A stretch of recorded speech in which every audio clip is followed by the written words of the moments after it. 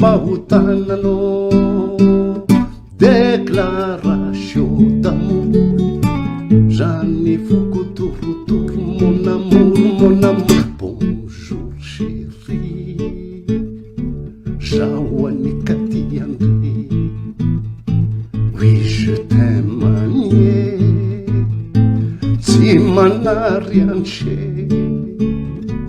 et la lettre sur la tanana.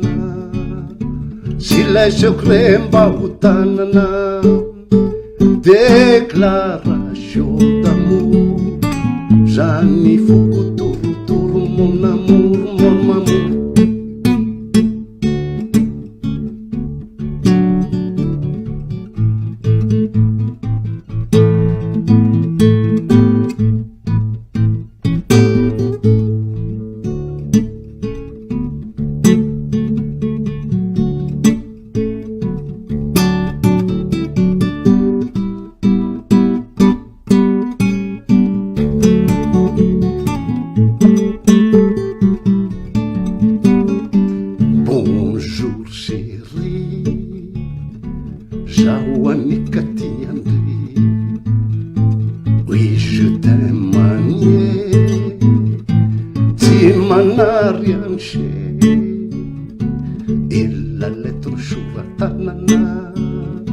Silêncio cremba hutanana, déclaration d'amour, Jeanne Foucoutour, mon amour,